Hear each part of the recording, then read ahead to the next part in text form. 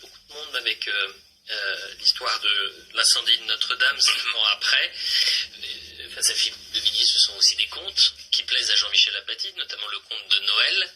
Et ce soir, vous avez décidé de revenir en 4 minutes, très précisément, sur la naissance de la France, Philippe de Villiers. Voilà, le Buxin retentit 9 fois pour saluer les 9 mondes du Valhalla. Et il ouvre ainsi la cérémonie sur l'esplanade. 12 guerriers disposent au pied du jeune chef un pavois rouge et or. Et puis ils le hissent sur leurs épaules. Alors s'enchaînent 2 protocoles successifs. Le premier établit le jeune chef dans sa fonction germanique. Il devient chef de la tribu. Le pavois tourne sur lui-même comme un disque solaire, déjà le soleil. C'est une clameur qui s'élève. Il est élu.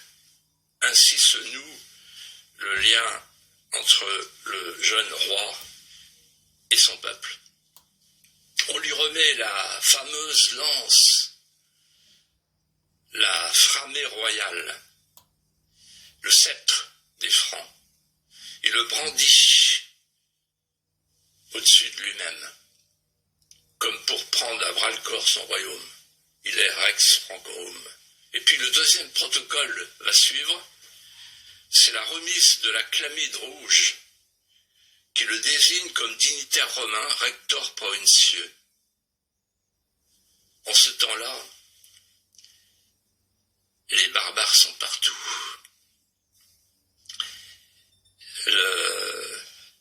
Rome n'existe plus. L'Empire romain s'est effondré il y a 5 ans, en 476. Rome n'est plus dans Rome. Rome était une institution et une société. L'institution est morte.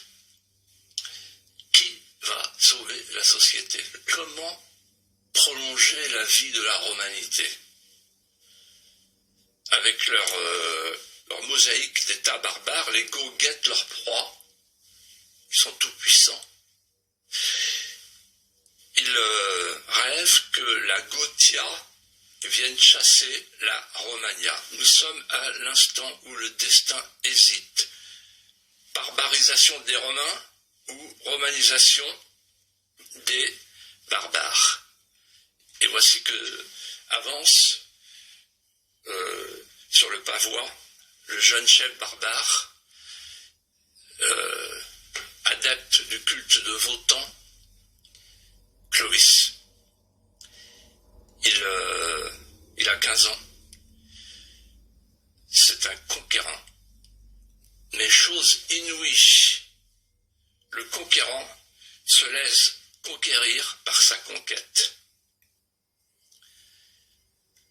Alors qu'on pense qu'il va tout barbariser, il choisit de tout romaniser, il se romanise lui-même, il s'assimile. C'est l'histoire symbolique d'un envahisseur qui se laisse envahir par la terre envahie. C'est la naissance de la France par un acte d'assimilation réussi. Un barbare qui cède à la tentation d'aimer sa conquête, de se laisser éprendre par ce pays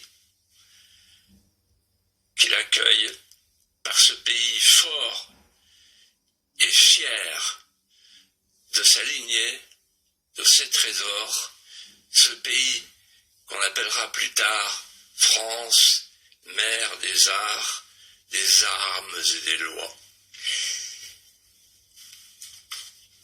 Je pense que ça fait écho à des questions qu'on se pose encore aujourd'hui. Ça s'appelle non pas un conte, mais Ah non, mais j'ai pas dit ça. un apologue.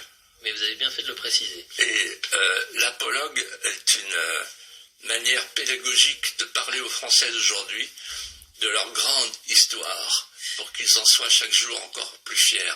Et je souhaite qu'une seule chose, c'est que les gens qui nous regardent et qui ont des petits-enfants, ils disent à leurs petits-enfants, venez le vendredi soir,